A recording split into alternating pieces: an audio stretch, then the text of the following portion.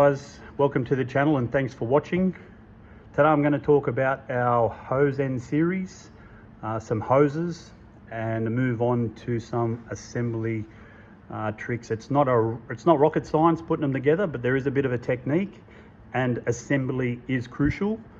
It's not assembled right, it can obviously lead to failure.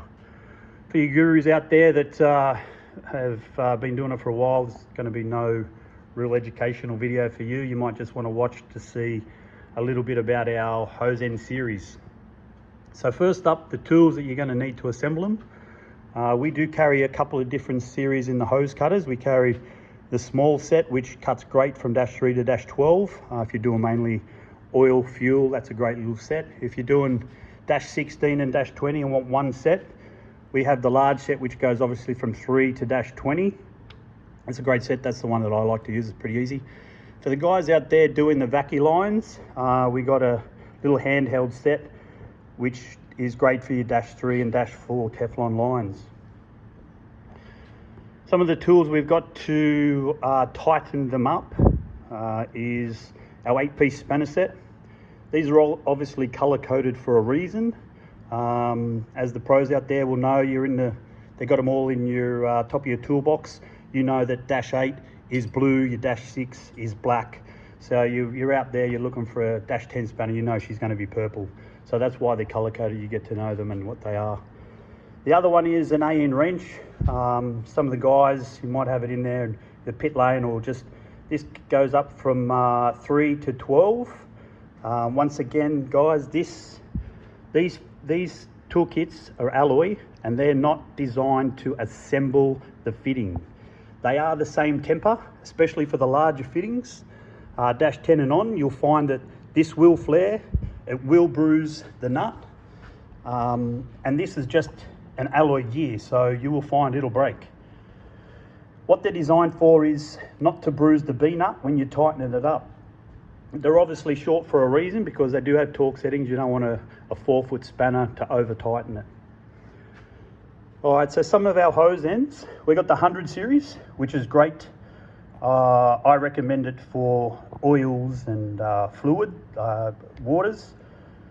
Anything fuel, I use and recommend the Teflon hoses. You can go all the way up to 10, 12 or whatever you want.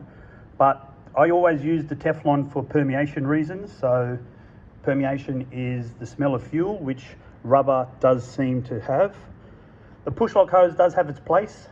What you will find with all the hoses, there are heat ratings. So like anything, there is an application that's for your hose. So they're normally rated to 120 degrees. So if you're on the converter, she's going to flash up to 120. You're probably not going to be using push lock hose. I personally recommend the Teflon hose. It's rated to 250. Our rubber hoses are rated to 120, 130. So all our hoses come in either lightweight nylon, stainless steel, or stainless steel black anodized. All right, let's get on to some assembly. Okay, a couple of other things you're going to need before your assembly is some lubricant. What we recommend and sell as the Molytech Super Squirt. It does come with a PTFE ingredient, which is great to prevent binding of the fitting. They are 6000 grade and a very fine thread, so without any lubricant, it can heat up and bind together. It also helps with an easy, smooth application. We also recommend the billet vice jaws if you want to preserve your fittings. If you haven't seen our laser etch program, have a look. We can burn your logo in it. Today we'll be using the stainless steel 100 series with an MBR liner. Look, it is crucial that you cut the hose straight. I've pre-cut the hose for video reasons. If it's crooked, it's not going to seal properly. You're going to have leakages. Just make sure the hose is cut straight. It's pretty basic to cut it straight. It is a must. Okay, onto our 100 series fittings. We use a cutter style. So inside the socket there are 3 ribs and obviously the thread. What a lot of people don't realise about the cutter series is there's a little notch on the socket. This is an indicator for where you to push the hose up to. People either push it too far onto the thread and it's way too hard to start the fitting, or it's down too close to the rib and you can't get the fitting in. So the 100 series is a cutter style, so it does squash the hose up against the ribs, and then coming down flares that hose out really tight against the ribs and cuts into the end for a definite positive seal. Now look, there's a lot of ways to assemble the hose and fittings. I'm just going to show you my way that I've been using over the many years. I find it easy. If you want to do it a different way, this is really just the basic about our hose series and how to assemble it, making sure your hose is cut straight.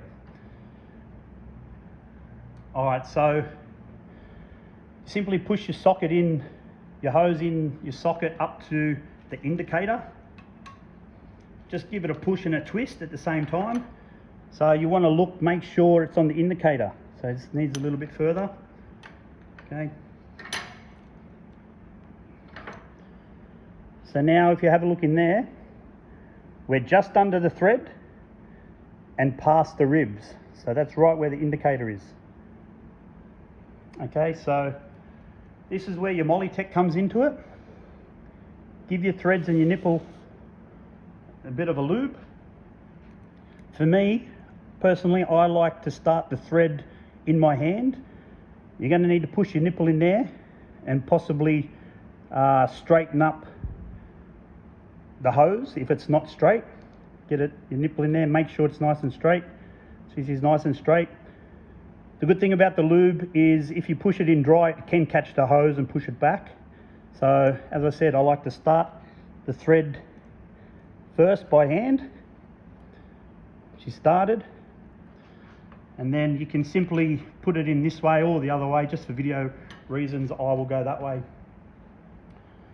Our 100 series uses 7/8 spanner, and then you just make sure you hold the hose so it doesn't move. Some people mark it, but you can tell if it pushes down.